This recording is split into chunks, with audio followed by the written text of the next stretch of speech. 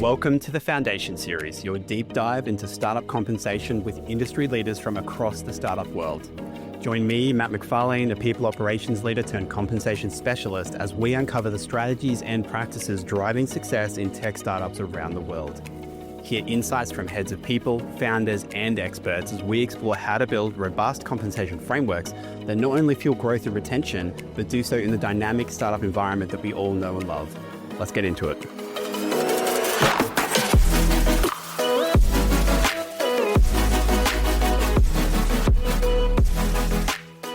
Today, I'm speaking to Rowan Savage, a tech founder and serial entrepreneur who believes in winning by assembling the best talent and unleashing them to excel.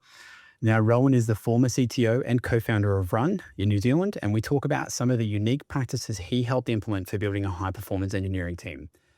We talk about how he turned recruiting on its head to attract top 1% talent, implemented 4-day work weeks and pay transparency, as well as some very unique pay practices that kept turnover at 0%, had a 100% net promoter score, and resulted in annual pay reviews taking less than 5 minutes instead of weeks or months.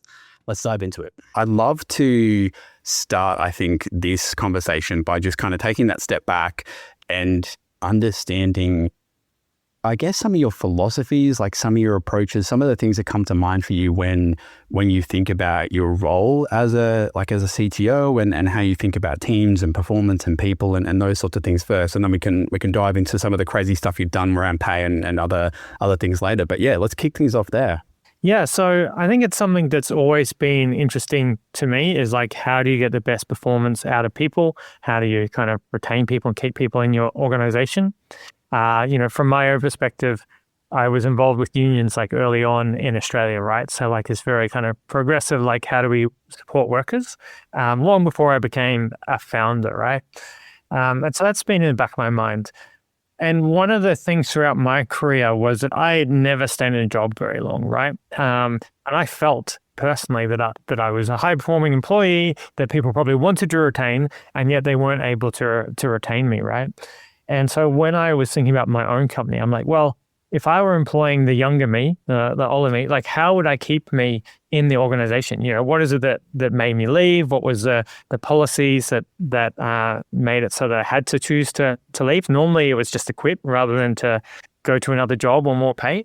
And so I wanted to make something. It's like, okay, how do I get a person, at my level or better and keep them within the organization? And so right from the beginning, when we talked about founding Runn, and when I was asked to kind of join as a CTO, that was on my mind. Was I knew a bunch of amazing engineers out there, and I wanted to know how I can get them as part of my team to build our company and to build our product.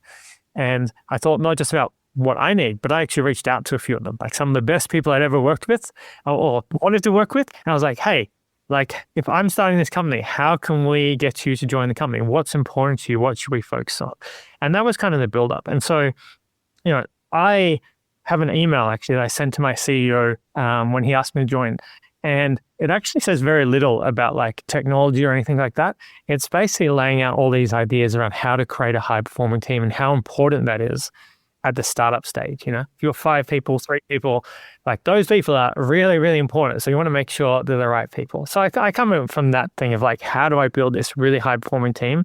That's number one. And then from that, hopefully everything else kind of starts working itself out. Yeah, I love it. Is that something that, so you've still got a copy of that? Is there something that like, I don't know, you've open sourced or anything, or would it be something that you'd be comfortable either anonymizing and sharing or, editing and...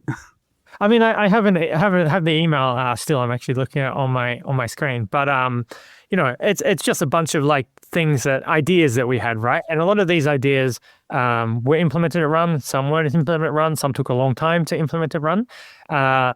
And it was more of this idea of like, this is how I think about running a company. This is what I care about, right? And this is how I think you create high performing teams.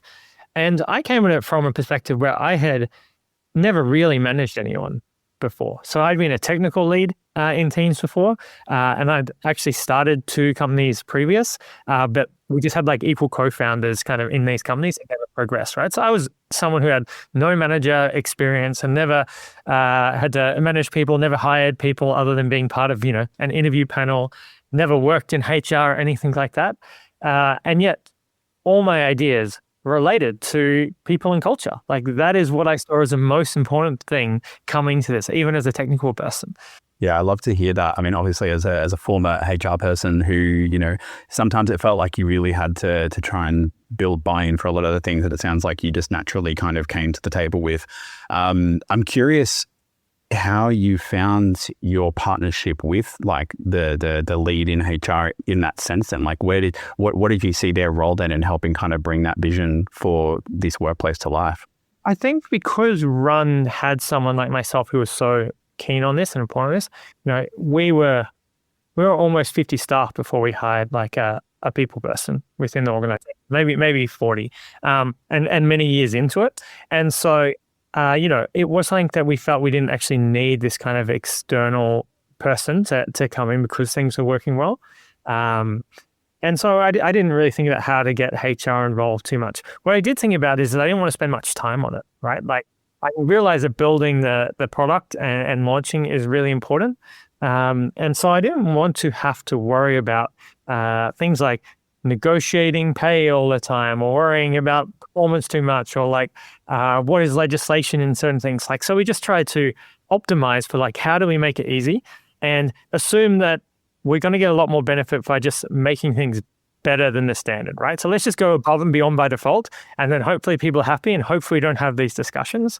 And found that to be true for a very long time, was like just by going above and beyond these discussions that HR managers often have to spend all their time and energy in, it just didn't come up, The discussion around pay at Runn, which we'll go into later, like I just didn't have that discussion. Like it just never really occurred with any of my staff over, 6 years at Runn. And including in the hiring process, it almost never came up. So, designing things deliberately to be like, okay, we're going to use something really good. We know it's going to be good. We know it's going to incentivize people to join. And we know it's going to be better than other places. People just accept that. Like, yeah, this is great. Okay, done. Like, and they're willing to just go with it without having those arguments that might come up otherwise. Right, the law exists as a backstop for the rights or needs of people, and so when you can be above and beyond that, it's really interesting how much that kind of eliminates a lot of the risks and issues that come with a business and with employing people and those sorts of things. So it makes a lot of sense, and I'm really curious about you kind of mentioned that early on. You had this kind of idea of wanting to hire great people, and your process was really like what things need to be true for that to happen. I come up against this, not against this, but it's such a curious point whenever it comes to the topic of pay that a lot of companies get worried that this like unrealistic wish list is going to come out or something like that. I'm curious to hear how that process went for you. Like, was it just with pay? Was it with other things? Like, maybe there's an example conversation that you can recall that can give some context. Yeah, so let's go into that a bit. And I think one thing that comes up when I talk to other people about this and other founders and stuff is like, okay, you're this hyper progressive, employee friendly person, like this is what you care about. And, our leadership team did this thing called DISC, which, I don't know how bullshit it is, but, something that kind of measures like how you sit on this thing of like, how much do you care about people, how much do you, and whatnot. And within the leadership team, and at this time, I think we had 8 people on the leadership team, I was by far the most results orientated, right? Like I cared about getting results. It wasn't that I was a caring person or anything like that. I focused on like, how do I get results? What is going to do that? And so that's where a lot of this philosophy is born. It's not like I want to do it just to be nice. I think it's a bonus. I enjoy that part, but I want to get results out of it. And so when we had this kind of discussion early and when I talked to other people, for me personally, I think that like happy and engaged people are highly productive people. And companies focus so much on trying to improve efficiency within the organization. And one of Runn's main product was about improving efficiency in organizations, right? And you talk about like how we can be 3% more efficient, 5% more efficient, 10% more efficient, right? Even with AI, if you're 30%, 50% more efficient.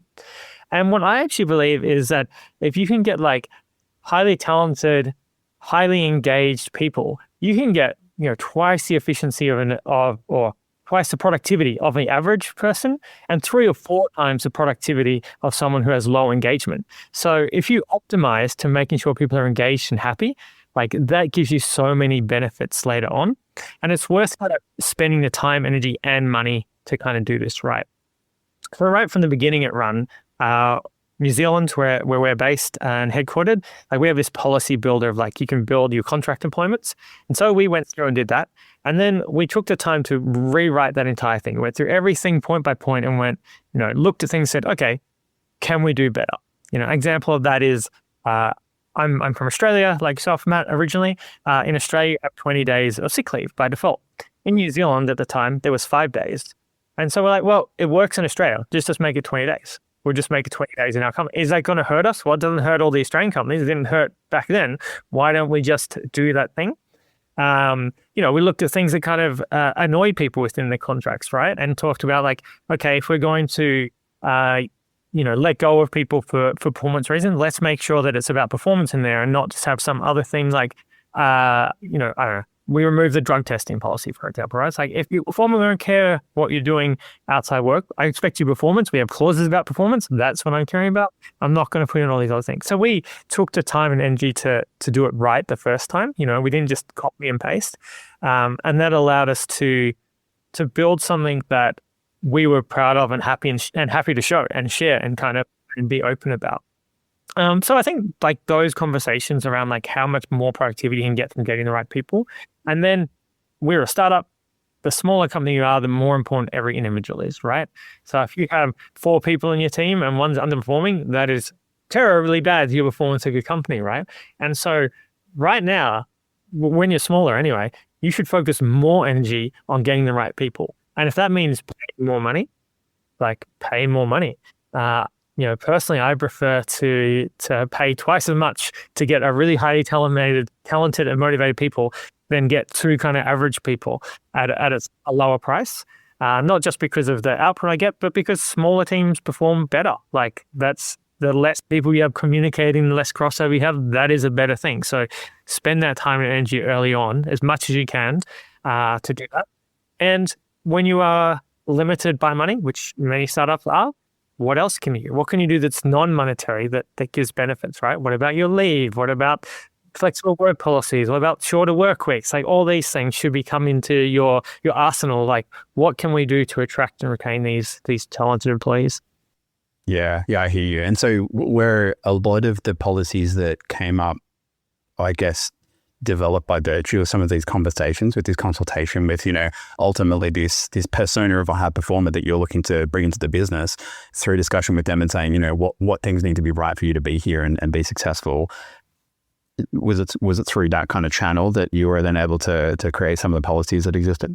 Yeah, so that's right. So like, and some of them didn't come up, some of them are my own personal things, right? So when you talk about paying people or when you talk about employing someone, at the end of the day, like pay is kind of the number one thing. Everything else can be trade-offs. So you can lower pay because of, you're going to Rocket Lab and you get to make spaceships, right? And you can like trade that's really cool. But at the end of the day, pay is still like there as number one, and then you can bring it down and up and kind of move it based on all the other benefits you have. And some benefits, working on rockets, like you get amazing people. You're doing a productivity SaaS company for B2B, like no one cares. And you don't have a product yet. Like it's not a thing that excites people. You can excite them a bit around the startup and everything, but there's lots of other startups out there as well. And so we're looking at like, okay, so first off, let's just talk about what do we have to kind of pay someone to get them from where they are.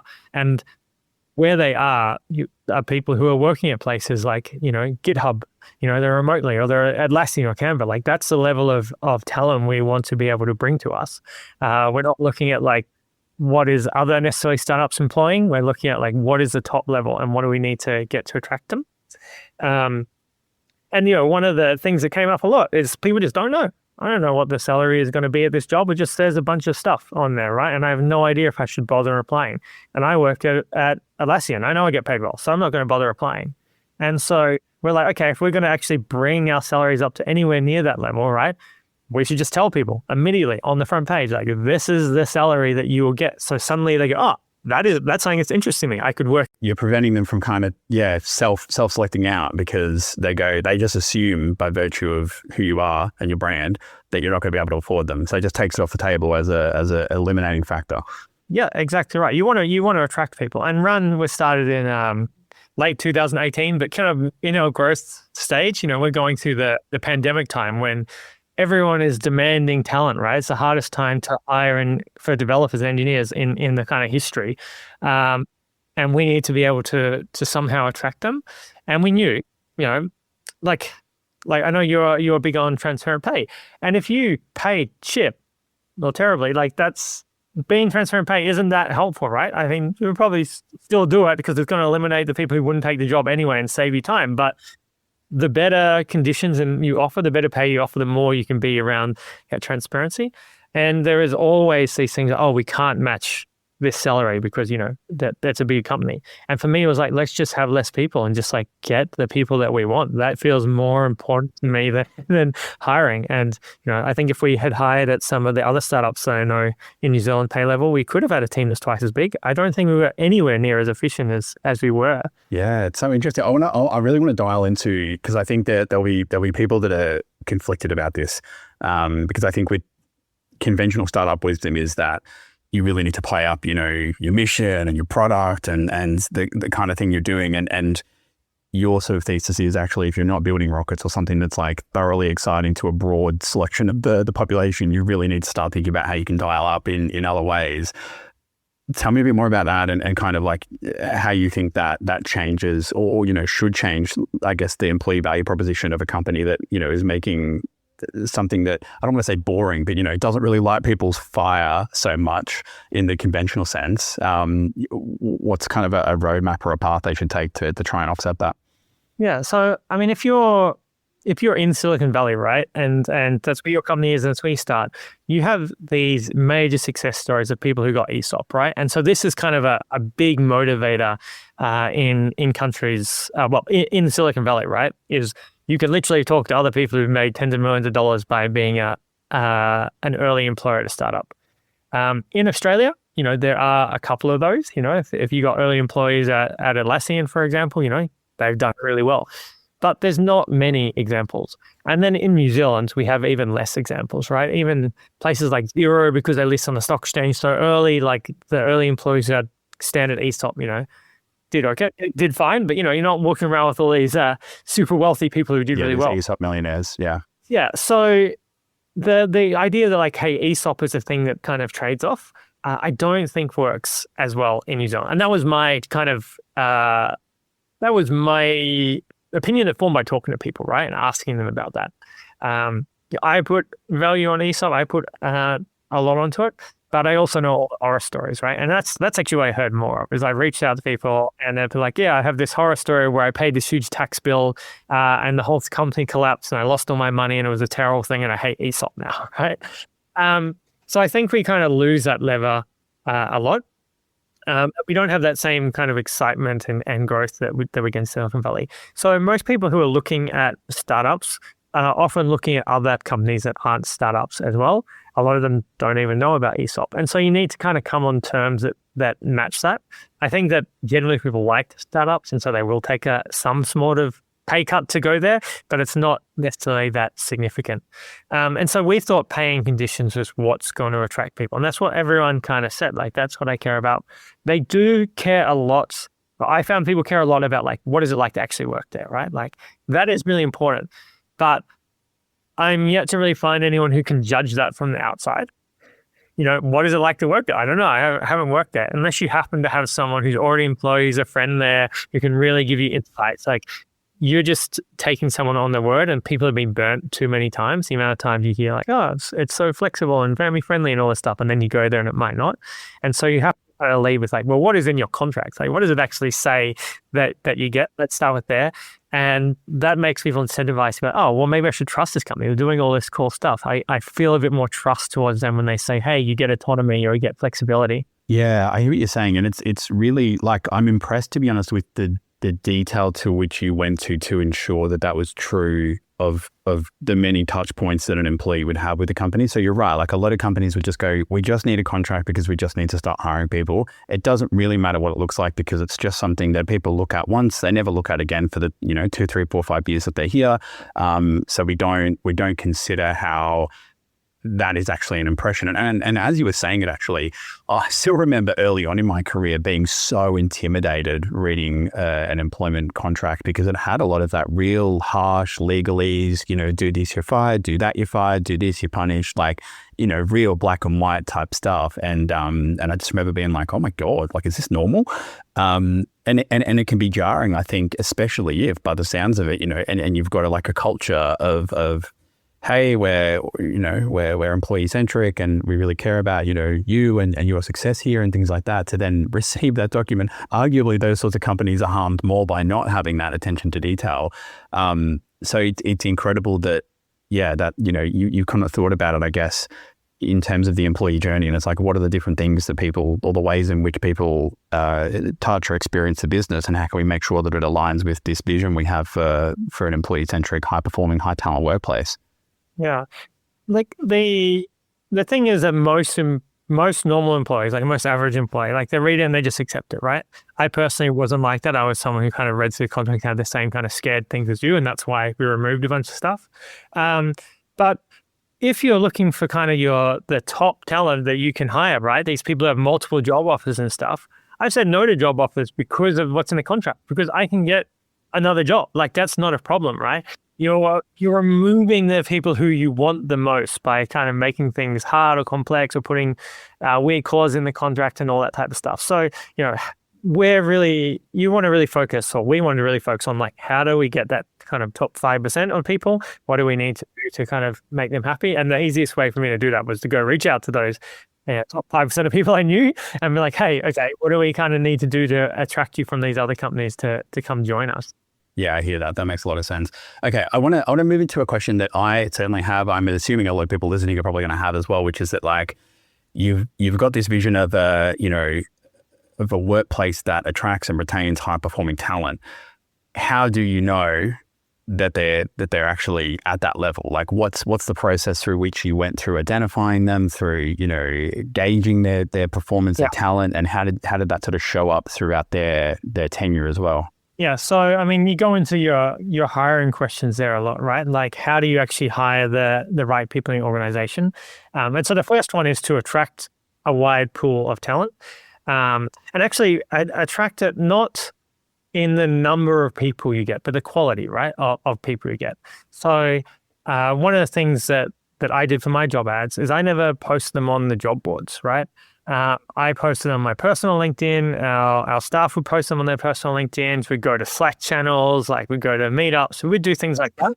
And so we were getting very little kind of, I would say, like the noise, right, of people applying for your job. Like the people who were applying were like in these highly targeted audiences. We managed to get, a large amount of people because of what we were able to offer and the conditions we were able to have. That was really important. It's like, okay, so let's get the right talent in place so that we can actually have a selection and figure out who's going to be right. We don't I don't think there's a magic bullet, right? I'm like, how you can make sure that someone is a great person or a great fit or has the right skills that you need, right?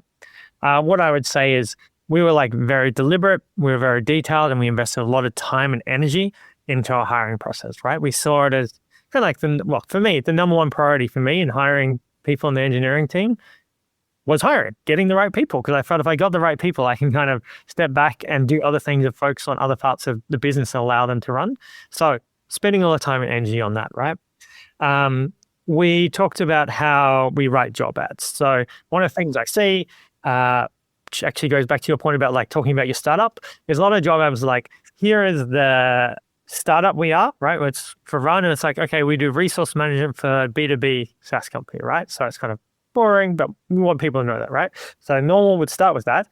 Then they would go into like, these are all the things we want you to have. So like, these are all the skills and everything you have. And lastly, like, here are the conditions. We're a flexible workplace. We pay above average or whatever it is they say. I treat it like an ad. So the first thing I was like, is like, what would make someone look at my ad? What would make someone actually read anything? Okay, well, let's talk about the pay. Runn had a 4-day work week. So let's talk about 4-day work week. Let's talk about all the cool things about working here.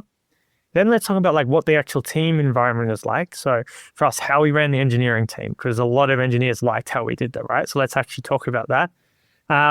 Then we talked about all the kind of like what is the company and stuff, and finally, like, okay, what do we actually need with it? So we wanted people to be attracted, be like, oh, this seems interesting. I'll read more. And at the end, like, okay, how much of this criteria kind of do I match? Does this seem like the job to me?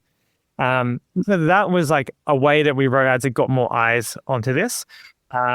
I'm not a LinkedIn influencer like yourself, Matt, but my job ads, I've got a screenshot here. It's like 15,000 views, like it got mass appeal just from me personally posting, right? Because how it's written, it got, dozens of shares across. It got posted in other people's Slack channels. Like it got white on because it was well written, had good conditions, right? And it's the right thing. So yeah, getting the eyes on it. When you talk about like what is the process, we tried a bunch of different processes hiring engineers, and we had a bunch of steps. We experimented with different technical interviews and stuff. At the end of the day, I really just felt it was FaceTime. It's like, how much have I got to speak with this person? How much have I got to learn about them? How much have I got to know about them? Me and other staff members who are doing it, right? Like it was a FaceTime, and for people to come away from that being like, wow, I really want to work with Matt. Like, he'd be great, but things are hard when things are stressful. Like he seems to know what he's talking about. He's friendly. Like all the things that like make me say, hey, this is a person I feel like working with. That is what was most important, and avoiding kind of any red flags. It wasn't, how well did someone do on a technical test or how well did they answer these questions? We just want to come away with this feeling that, wow, I want to work with this person. They impressed me. And the only way you could really do that was spending time with them. And so we had quite a long interview process, like in terms of time, but we always made sure that you were at least one-to-one with someone. So like every minute you spend with us, we would spend on you as well. And a lot of times, sometimes you'd have group interviews and you'd have more than that, right? So there's no like, go do a 10-hour take-home test or anything like that, right? Like if you're doing something, you're doing it with a person. We're giving you our full attention and our full time. And that's what we wanted, because we want to know about you and how you work together and the type of situations. So I would just say being really deliberate in what you're doing and spending a lot of time and energy is what makes the best chance of getting the right person in your team. Yeah. All right. There's a lot of things I'm keen to dive into there. I mean, let's start with that last one there, because I think being the LinkedIn influencer that I am, a lot of the content I see on LinkedIn, the popular content is, short and fast recruiting processes, as few, interviews as possible. That kind of tends to be, again, conventional wisdom. And it sounds like you're kind of going, actually, for us, what worked best in again, creating this high performance workplace was we had this process for just getting them, interested. And we'll touch on that in a second. But when we actually went through the process of assessing whether or not they, were kind of had that merit, had that bar raiser ability, it was dedicated one-on-one time with our team to get to know them better. And it sounds like that happened over a few sessions. What was the effect of that? I mean, obviously you were still able to hire high performance. How did it go on the candidate side? Was there a lot of pushback? Did you see drop-offs? Yeah, great question. So I understand, as a candidate who goes through it, you want things to be fast. You don't like all these tests. And so I think there was two things that kind of work for us. So one, attractive place to work, right? So make yourself an attractive employer, and people are willing to spend more time and energy through your process, right? And so I think they were compared to another job, which maybe was more standard, and they're applying to 6 jobs, and all those 6 jobs are like, yeah, I just want any of those 6 jobs. It doesn't matter what, right? And we still got, I was like, oh, hopefully this is kind of like a dream job that I want, right? This is a limited opportunity, and I'll spend as much kind of time and energy as I need. So I think that helps. So getting them actually invested in being an employee. They want to join the company, right? So like whatever it is that makes it so you want to join the company, like a generic job, a generic kind of like company type of thing, and there's lots of companies out there where it's like, I'm just going to go work to just take around Fisher and Paykel or something, right? I'm going to be software engineer at Fisher and Paykel. But it wouldn't matter if I was at IBM or if I was at Westinghouse, or it's kind of like the similar type of job, right? And so you don't really mind. As when you are able to offer a unique value proposition, people go, oh, this is the only place I'm going to get something like this, right? And that comes into all our rest of the policies to make us an attractive place. The thing that I find a lot of engineers anyway hated about like long interviews is the fact that you asked them to do something for a long time and you invested nothing back. So, hey, go take this online test. It's going to take you 3 hours. right? And they go and do that, and then they get some score out of it, right? And they hated that because they're giving you all this time and you're not giving any of your time, right? I'll take this project home and go do the work on it, right? And someone would go and they'd invest time and their own energy, and they might not hear anything back. And so for us, right from day one, right from like the first time I spoke to someone, actually in the job ad, we talk about the interview process, right? We talk about what it's going to be like, and we talk about like, we're going to spend as much time with you as you spend with us. Right? We value your time, and we're proving that by spending our own time and energy on your application. And to prove that, I replied to every single applicant, right? Personally replied to every single applicant who applied, right? And that was me spending my own time and energy to say, hey, I know you probably spent an hour or two applying. I'm going to spend at least 5 minutes replying and giving you an honest kind of opinion back about why you didn't progress to the next stage. And so we kind of proved that. And I think that gives a lot of like, people appreciate that, and they're much more willing to give you time. If you get someone to talk to an AI, they're probably not going to be very happy about it, especially if it's a long time. Yeah, it feels like a very one-way relationship, doesn't it? I'd imagine this would be something that is pretty feasible when, the size that Runn was, you're kind of, hiring one person at a time, something like that. How do you think something like that would evolve, if you started to become this scaling rocket ship type thing, or how do you think you'd be able to preserve some of the humanity in the process despite potentially trying to hire 100 people? Yeah, so I think that it's important that you invest the money into that, right? So like I was able to do that as a founder, and, we hired up to 50. I think the highest, 6 is the most I hired at once, right? So it's nowhere near like when you're doing a scaling, but it's still, that size, and we're getting hundreds of applicants, right? So if we're scaling, I would have to hire more people because I'd want them to invest the time and energy to make sure this process works really well. Whether that's my employees, maybe it's like my engineering staff are doing it, or maybe it's like we're hiring, people and culture people who are going to come and spend time doing this, right? But if you believe that hiring the right people is one of the most important things you can do, then you should invest in that early. Because I found that in my experience in other roles, right, that people and culture spend a lot of their time on managing performance of employees, right? Like they've all this sunk cost fallacies of like they're spending all this time and energy and money on like, how do we get them performing better? How do we performance manage them off? How do we go and replace this person? How do we go and hire again? If you can front load all that by just spending more time and energy and investment on the hiring process, you should do that. And so that's where I'd look at. I would try and understand, okay, how many people is it practical for Matt to be able to go through this process with? Okay, so therefore, how many people do we need, right? That's kind of how I look at it. Simple, logical, straightforward. Yeah, I hear you. Okay, that makes sense. So I want to then dive into the other side of the things you're talking about, which is the attraction stage of actually getting in front of this high performing talent and being appealing to them. A lot of what you described sounds pretty close to what I'd imagine most recruiters or talent acquisition people look at and go, yep, that's dream state, right? I've got my engineers, they're kind of getting involved in their own community, they're sort of promoting the business, they're promoting these opportunities, things like that. I'd imagine, what am I trying to say?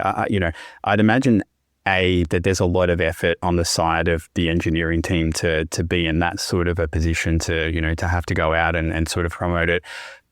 And then it sounds like they're also pretty heavily involved in the hiring process as well. I'm curious to understand a bit more about like what their perspective is on it. Do they see it as one of these sort of, I think you hear about the kind of archetypical engineer, and it's obviously based on all of this assumption, but it's like, headphones on, don't interrupt me, I'm just focused on building this product and things like that. So for them to come out of that environment and then focus on, hey, actually, I want to talk about this workplace that I have to people that are in my network, because then I get to work with them potentially.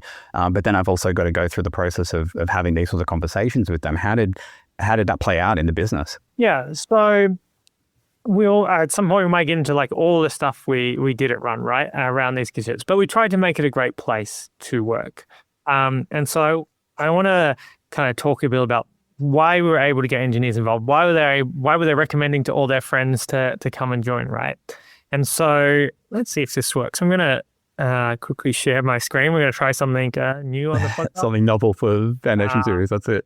I have this New Zealand's employee NPS scores from benchmark from 2022.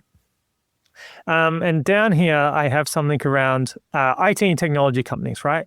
What is the average eNPS score? For people who don't know that, it's like employee net promoter score, and it's about how much would you recommend someone work at your organization. Yeah, and so, this is on a scale of -100 to +100, isn't it? Yes, that's right. So -100 to +100. And so the average is 0. So it's like half the people are kind of like, yeah, I'll do it, and half the people are like, no. And so we did a survey at that same time. And this is our net promoter score, 100. So every single person in the engineering team said they would recommend someone come and join the engineering team. If you have a net promoter score of something like that, you say this was, and our company size was half our company size at the moment was engineering, right? We had the ability that we were an attractive place to work. People wanted their friends to come and join us, right? They wanted to come and do stuff with us. And that meant they wanted to be involved in how do we get the right people? How do I keep this place an amazing place to work? Now, you mentioned that not every engineer wants to do this, right? Like head code's on coding. Totally. So I just asked the volunteers. That's why I said, hey, we're going to do a hiring process. Who wants to get involved in the hiring process? And we never had a lack of volunteers from that. But we did have people who just, I don't particularly want to get involved in that. I trust you guys. I like doing my thing. And that's fine. So we were lucky in that space that we had engineers who were involved. And I think most of them enjoyed their interview process, and they want to be able to like pass that on as like, hey, I want to make this interview process enjoyable for the next set of people who come into Runn. Yeah, that makes a lot of sense. And I guess you would see that kind of concept of like attracts like pop up a lot, which is that, certainly in my experience, I'd imagine similar to yours, which is like if you're a high performer and you care about the level and the standard of work that's being done, you don't really want to hire just anyone or bring anyone into the team, right? So you're probably particularly picky. You mentioned as well that, earlier on, it's kind of hard to make a dent in people's impression of you as a company just from advertising in the sort of traditional format. So I'd imagine you can kind of circumvent that. I know I certainly read a lot of I think it's the Edelman Trust Index. Every year they publish how much people trust certain institutions. Trust in employers certainly is going down, like many institutions. But your ability to circumvent that fundamentally by saying, actually, it's our people that are speaking to their connections. They've got these kind of warm, or that they're known within their community or something like that. You can kind of circumvent that. But then you're not only doing that, but you've got this, this job ad, but you've fundamentally really just like, you've reshuffled the order, right? Like you've gone, let's focus and prioritize the things they care the most about first, the pay and the conditions, the work environment, these things that, when we talk about your +100 net promoter score, these are the things that really stand out. And yes, we'll cover the other stuff that, the traditional job ad covers, but it's at the bottom. So they still get to know who we are and what we do and what we need from them. But fundamentally they're going, oh my God, this sounds like an incredible place to work because you've got incredible people that have helped you shape that culture. So I love all of that. And I think that for me just sums up like, yeah, there's so much in there around like what you can do to run a really robust and effective recruitment practice by all means. Now I'm keen to, for the last little bit of our call, I'd be remiss if we didn't start to talk about pay a bit. So we've touched on it a little bit. You've talked about the pay transparency stance and the environment that you had in the business. You obviously mentioned the pay transparency was something, again, through the recruiting process that you surfaced as a way to make sure that maybe high performers from Atlassian or Canva or some of these other kind of, top tech talent employers didn't self-select out. What are some of the other ways in which your pay practices were kind of formed through this vision of being a high performance workplace that maybe stood out from the norm? Cool. Yeah. So happy to go into like the things we did around pay. And one of the things I kind of want to get into a little bit is that I don't have like a people and culture background, right? Never worked in that space, never manager. And I don't read, these reports that you read, I'm not, other than you, I'm not really connected to influencers. Most of this stuff was just kind of going to kind of first principles. Like, okay, what is important to me as an individual, right? How am I going to make it up? It wasn't going necessarily copying different organizations, though there were organizations like Buffer that stood out as like a great thing to kind of lean on. But a lot of it was just like, let's just do what we think is great. And hopefully other people think that's great. And some people won't, and that's fine. But as long as we get like some sliver where we're really the right company to work for, we used to say, we want to be the best company in the world for a very small selection of people. And then we want to be able to find those people and attract them to our company, right? So yeah, pay. What did we do? Pay transparency. So we had pay transparency on the job ads, but we had it on our website. So you could just go to the website and you could look at the careers page, and all the time it was listed, here are the salaries that we pay in our organization. It wasn't like on Buffer, they have like the first names of employees. So ours was just like the levels and the roles, and you could see what someone's going to get paid. And so we did that so that at any time, not just when advertising, people can kind of understand what we do as an organization and all the hopefully good things that we bring. And we also did it because I wanted to improve pay in New Zealand, to be honest, as well. Like I'm from Australia. I know I go and pay a lot less in New Zealand than when I was in Australia, right? I wanted to bring that up. And so I wanted to have this thing that people would go to and go, hey, if I worked at Runn, this is kind of where I would be. So they can have that as a negotiating point, because at the moment, employers get a lot of power. They can see a lot of like, how much should you pay people, how much people get paid, but individuals don't necessarily have that power. So I wanted to bring that out. So one thing, we had it on our website. Two, we had an exact amount. So we didn't have a band. We didn't say like it's from $130,000 to $160,000. It was just $142,500. That is how much you get paid when you start at Runn at a specific level. So we had 6 levels in the end at Runn, I think, plus the senior executive team.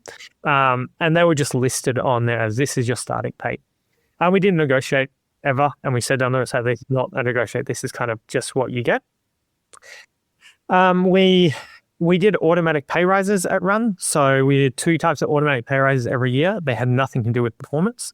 So one was we increased the base salaries based on kind of market conditions, right? So we want to make sure we're always, we never got to top. We never beating Atlassian or even the same as Atlassian, but we were kind of within the ballpark. So we want to make sure we're always kind of that top 15% of employers.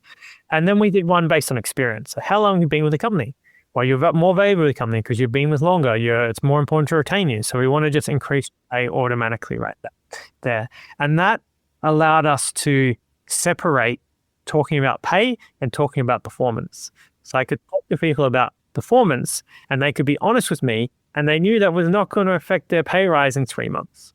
Not only did it not affect their pay rise in 3 months, but people knew forward planning what they were going to get paid as a experience increase, as well as when they go up levels. So if someone tried to poach us, they'd be like, well, you don't have to match my pay today because I know I'm going to get a guaranteed pay rise at Runn, in 6 months. So I want you to match that pay.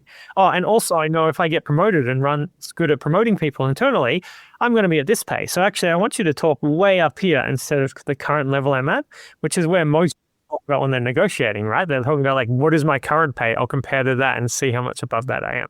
So automatic pay rises, like guaranteed pay rises helped, and having kind of everything posted and open. One of the things that we did that was very unique and we thought was going to be temporary, it lasted so far the whole time at Runn, was we paid every role the same at level. So if you were a senior engineer or a senior customer success or senior marketing or senior people and culture, you got the same pay. And that didn't matter about the market conditions or anything like that. Now, the reason that started was just because when Runn started, we had like just engineers, and then we had to hire someone, I think it was marketing was up or something. We had to hire a marketing person. What are we going to pay them? Oh, just pay them kind of the same as engineers, right? Hopefully we'll be able to attract really, really good marketing people because we'll have such an amazing pay for our marketing, right? And that's kind of where it started. But as we kept hiring, we kept being like, well, how important is this person? Are they so important that we should hire them instead of another engineer? And if they are as important as hiring another engineer, why don't we just pay them the same as another engineer? And so we managed to do this, almost 7 years, I think, at Runn, where we had everyone on the same pay, and it's still going now. But it's always been like saying, does it work? We're not sure. Something probably it might disappear, but it's worked so far. And it took some of the things it took away is like this idea of like, well, why does this person get paid more? I work harder, what do I deliver? How do you measure that the engineer's performance is more important than someone else's performance, right? And we wanted that because we also paid globally the same. It didn't matter where you were in the world, we gave you the same pay, right? So we're not adjusting based on your location. We're saying like the value you bring is what's important. We'll pay you based on the value. And why are you saying, well, the value that our people and culture person is less than the value of our engineers, right? If we didn't see it that way. And so that's something that, we managed to keep at Runn. I don't know of any other companies in the world that have done that. Don't know if I'd recommend it, but it worked, and it made things easy. It made it really easy. Yeah, gosh, there's so much there to dive into. So it's still, even though I know this about you and about your experience, it's still you're right. It's novel. I certainly haven't come across many companies that are doing some of the points that you mentioned at the latter part there. So I guess, for me, as you mentioned, I'm obviously an ambassador of pay transparency. I think the point that you make around, and I can see where your union roots come out there a little bit with you've got these kind of known, quantified, pay path and pay progression points that people just don't have to worry about. They can see what they're on now. They know that everyone sitting next to them who's got a similar level of tenure and is at the similar size of role is getting paid the same. They know what they're going to get in year one, in year two, all these sorts of things.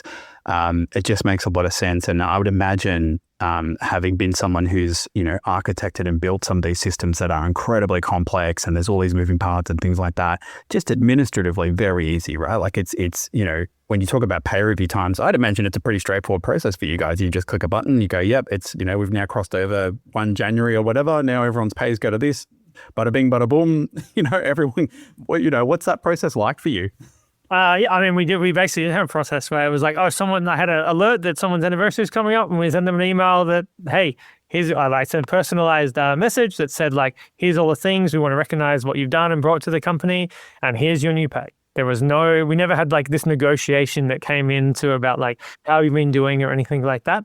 We had those conversations how people are performing, but it wasn't part of the pay. The pay was just something that was automatic.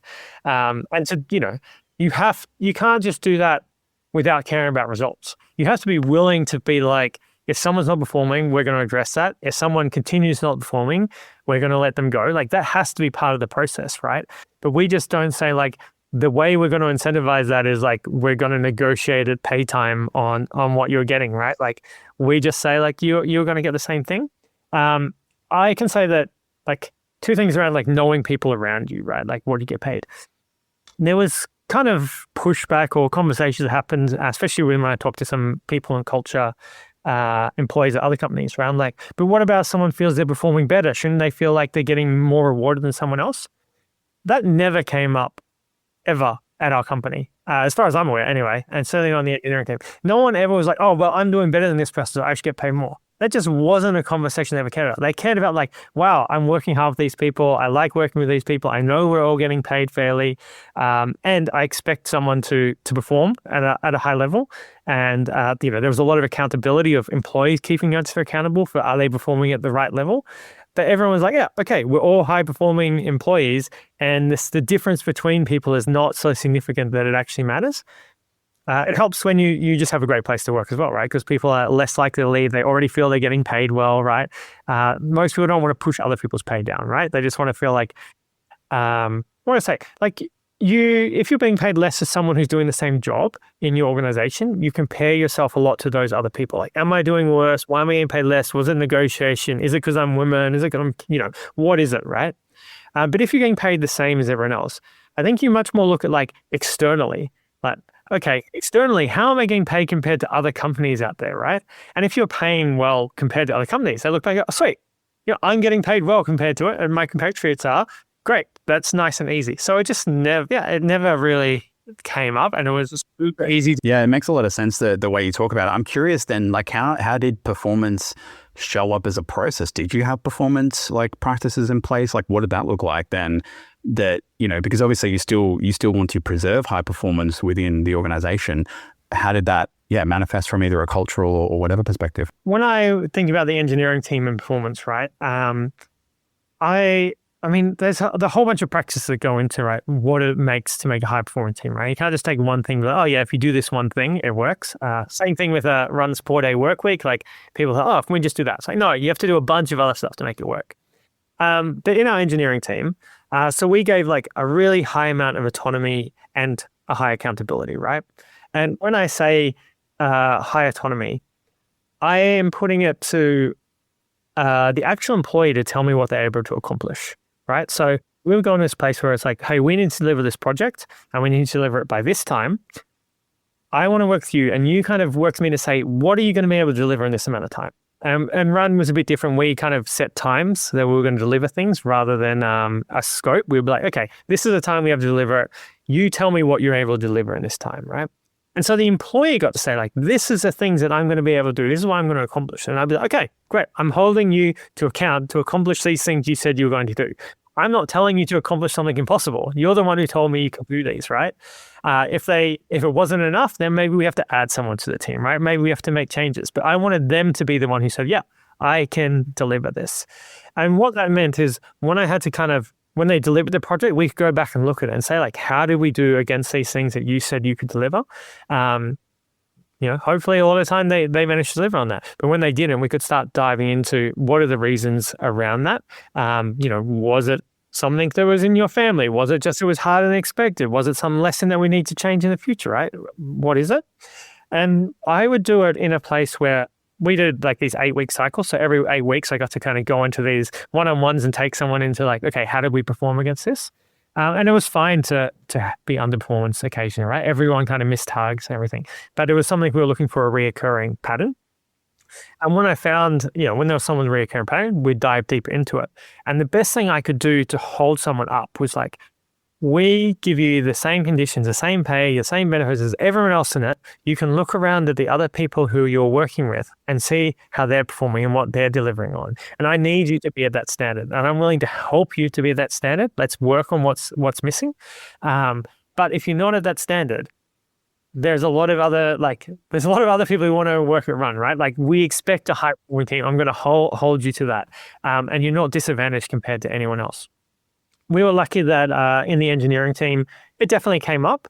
But most of the time it was like something unrelated to work. It was like a family issue or people being sick and all that type of stuff. And so actually the result of that was like, hey, take extra leave around that, right? So you can go and be with your family when something's happening, right? Like, yeah, go overseas to be with your father when this is happening. Like, let's solve it in that way, and let's move you into a different situation. So you're in a position where we had teams that kind of did bug fixes and stuff, right, over this course of the cycle. Let's go move you into that, right? So you don't have to worry about it, and we'll give you like this easier path for now, and then bring you back in when you're able to deliver at your full potential. Yeah, that makes a lot of sense. And I know this is getting granular, but I guess, how often did you find, or did you ever get the sense that people were either like maybe shooting a bit too high, or conversely, maybe sandbagging a bit? Like, did that ever kind of come up from this process? I never felt that came up, no. I think that for me, I'm a software engineer by background. So that was part of it. I could see what I could deliver. That also was a team, right? So a team would be, for us, 3 people. We deliberately kept them really small. We wanted them to be small, and we'd have 3 people in a team who would deliver a project, and rarely had more than that, right? And those 3 people together would come up with what they're going to deliver. And then they would be holding each other to account to like, hey, we have to deliver this. This is what we said we were going to do. And I think that really small, intimate relationship that these teams have mean that you're not going to let down your coworker and your friend who you have to deliver, and you're both going to kind of, get in trouble, so to speak, if you don't hit these deliverables. And I think that really elevated the team a lot. And it allowed people to come out when there was issues as well. If they're not going to hit those targets, they knew it's not going to affect pay. They knew that we're open and willing to talk about, we're willing to put more people on it. They will be more open about like, hey, shit, we're not going to hit these targets. Let's go do something. Our 4-day work week entered into that as well sometimes, right? So I wanted everyone to do 4 days. It was really important that was like the standard. But if you were coming near the end of your deliverables and you were behind, people put in the extra time and energy because they felt accountable for it, right? Whether that meant they worked 5 days, whether when they worked necessarily longer to do it, right? I was making sure they were the one who like, I feel that I have to deliver this. I said I was going to do it. Yeah. Again, it just speaks to, when you can get the culture into a place where the norm is for high performance, when there is safety, when there's trust, things like that. And also I get the sense that it was like quite low on control. It wasn't this kind of like top down type of approach. It was, again, a very consultative, what do we think we're going to accomplish in the coming, 8 weeks, things like that. It just seems that it's created the right kind of environment. All right. it's incredible stuff. I know we're coming to sort of the end of our session here. So reflecting back where, from a pay and conditions environment, we've got this like 4-day work week. We've got, everyone at the same level, no matter what sort of job family or, whether it's marketing or engineering or whatever, they're paid the same, no matter where in the world they are, they've got a similar sort of pay package.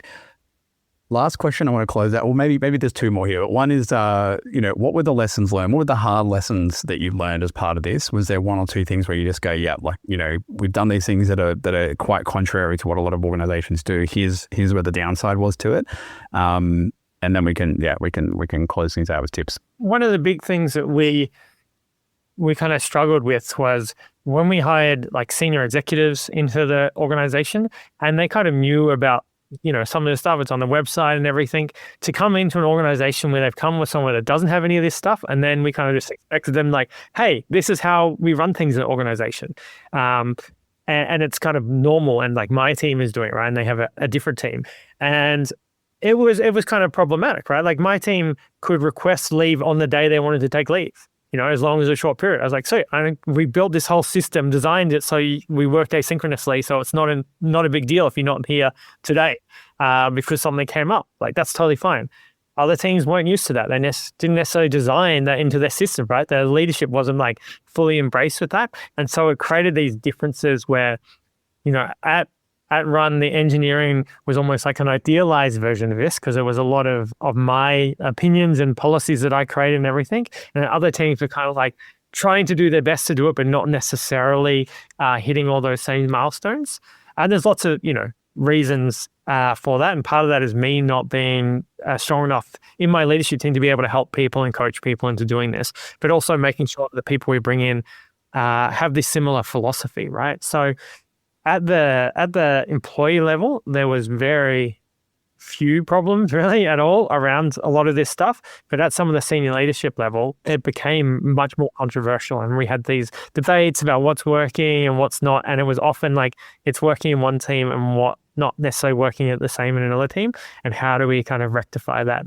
So yeah, that was a big lesson. If I'm doing it again, I would be really thinking about how do I form this leadership team? How do I do training within the leadership team? How do I coach in the leadership team to be like, this is the reasons why we do it. This is why we get high performance. And this is what our expectation for our managers is. Yeah, it's a good lesson. I would imagine, the first thing I thought about when you mentioned that everyone, no matter their kind of job focus, gets paid the same if they're in the same level, is a lot of companies would look at that as unnecessary overspend, right? They just go, oh my gosh, like the market doesn't pay that much, so why are we paying that much? So therefore we're potentially, clearly there's a lot of benefits to the contrary, but I would imagine at that level, there would be a lot of that kind of discourse around whether this is the right practice for us, especially if you like every company does, you go through hard times or, you just start to question some of the fundamentals you put in place. So, to expand on that, like one of the problems we had to deliberately try and rectify was like, we can hire someone at a junior rate in our marketing team because our junior rate's as much as a senior person in another company, right? And we're like, but their experience, their level, they are a senior person we want them to come in at this senior level, right? And so that was like a thing that came up that we would have to try and like, hey, is this actually a junior level? Or are you getting like someone who's senior and you're just kind of like, we can pay them less?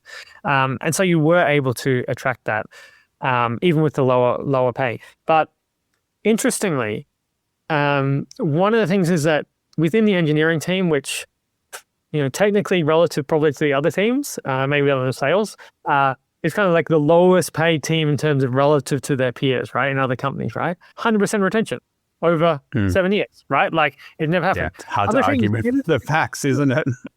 Other teams didn't have 100% retention. So this idea of like, you have golden handcuffs because you're paying so much better.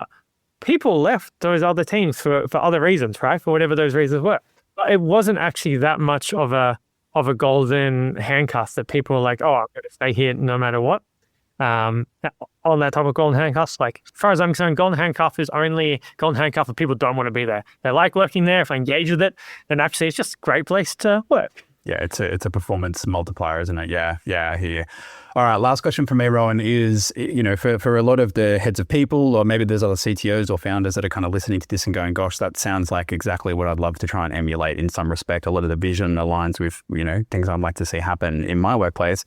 what's a tip or, or advice or something you'd give to them if they're starting down this path? Yeah, I think that it's really important just to focus on this stuff from the beginning. Like if you actually believe that your employees are, one of the most important assets or the most important asset at your company, and that when you're small, that is an even greater importance.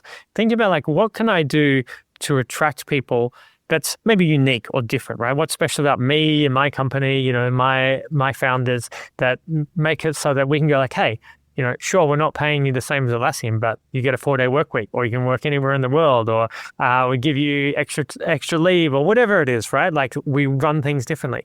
I think that those allow you to kind of gain so much more momentum at the beginning that you might miss otherwise. And I think that grows, if you're 100 people, 200, I think it's the same. If you're Microsoft, I think it depends. Probably if you talk to a small team at Microsoft, they're like, yeah, it's really important every hire we make, right? Even though the big Microsoft doesn't matter as much. And we see people willing to pay and give these conditions at large companies like at Google and stuff like that. And we say we can't compete against them. There's a reason they're doing it. They're not doing it because they're idiots and they're just throwing money away. They know that people are worth this amount of money to be able to get, the best out of them, get the best return on investment on your employees. And so they're willing to pay that. And as startups, we often aren't willing to pay that because we're worried about other things.